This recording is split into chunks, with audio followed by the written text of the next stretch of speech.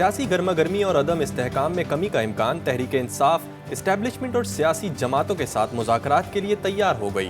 ذرائع کے مطابق بانی پی ٹی آئی نے مذاکرات کی اجازت دے دی۔ ذرائع کا کہنا ہے کہ بانی پی ٹی آئی نے کہا ہے کہ مذاکرات آئین و قانون کے مطابق ہونے چاہیے۔ مذاکرات سے پہلے ٹی او آرز طے کیے جائیں گے۔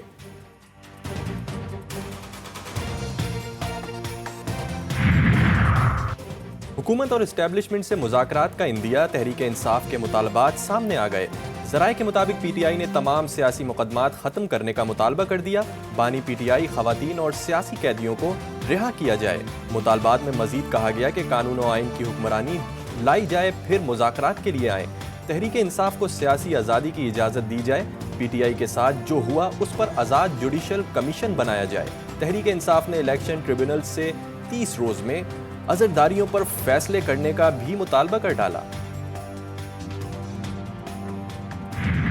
ان کی تو کوشش یہی ہے کہ ہمیں فوج سے لڑایا جائے، لیکن ہم ان کے نہ ہماری یہ پالیسی رہی ہے، نہ یہ ہماری پالیسی ہے، اور نہ یہ ہماری پالیسی ہوگی کہ ہم کسی بھی ملک کے اہم ادارے کے ساتھ ہمارا کوئی لڑائی ہو، کیونکہ اس سے فائدہ، یہ سیاسی فائدہ ان اٹھانا چاہتے ہیں۔ مسلم لیگ نون تحریک انصاف کو فوج سے لڑانا چاہتی ہے۔ سینیٹر شبلی فراز کا الزام اپنے ایک پیغام میں بولے، فوج سے لڑنا پی ٹی آئی کے نہ تو ایجنڈے میں ہے اور نہ ہی ایسی کوئی پالیسی ہے۔ تحریک انصاف ایک سیاسی جماعت ہے، فیصلے سیاسی قیادت کو کرنا ہی بہتر ہوگا۔ شبلی فراز نے بھی بانی پی ٹی آئی کی جانب سے مذاکرات پر آمادگی کی تصدیق کر دی۔ وزیر اعظم شہباز شریف 2 روزہ دورے پر سعودی عرب پہنچ گئے۔ ریاض میں جنرل سیکریٹری سعودی پاکستان سپریم کوارڈینیشن کونسل کی سربراہی میں وفد کی ملاقات، باہمی دلچسپی کے امور پر تفصیلی بات چیت کی گئی۔ معاشی تعلقات کو مزید فروغ دینے کا اظہار۔ سعودی وزیر خارجہ کے دورہ پاکستان کے دوران سعودی سرمایہ کاری پر پیش رفت کا جائزہ لیا گیا۔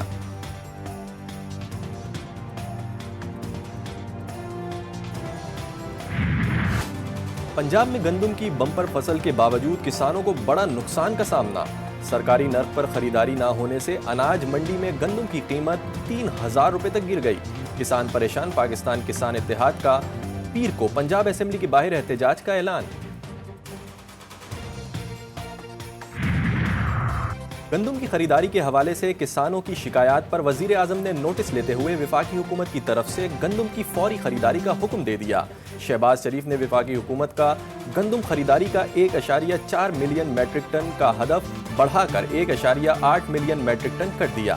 وزیر اعظم کی جانب سے پاسکو کو گندم خریداری کا ہدف بڑھانے اور فوری خریداری یقینی بنانے کے احکامات جاری کر دیے گئے۔ پاسکو کو شفافیت اور کسانوں کی سہولت کو ترجیح دینے کی ہدایت۔ ملک بھر کے کسانوں سے سرکاری نرخ پر گندم کیوں نہیں خریدی گئی؟ حقائق سامنے آ گئے۔ وزارت نیشنل فوڈ سیکیورٹی کی غلط پالیسی گندم اسکینڈل کی وجہ بن گئی۔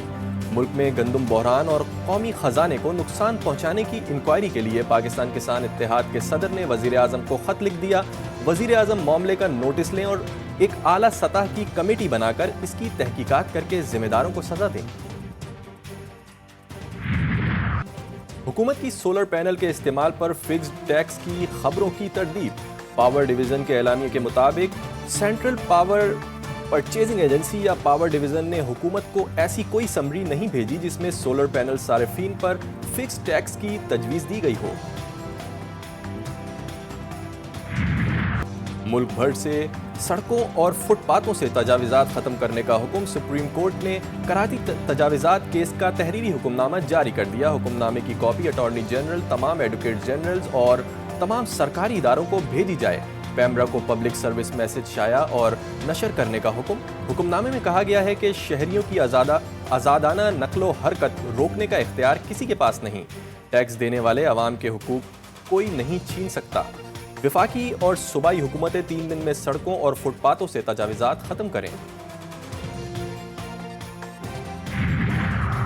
عدلیہ کی تاریخ سے بہت خوش نہیں ہوں۔ آئین کہتا ہے آزاد عدلیہ ہونی چاہیے جو سستا انصاف دے۔ جو جج صحیح کام نہیں کر رہے ان کو نکال باہر کریں۔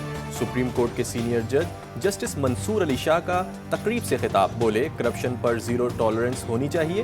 عدلیہ میں کرپشن کو مکمل ختم ہونا چاہیے۔ جب تک سسٹم کے تابع نہیں ہوں گے آگے نہیں چل سکتے۔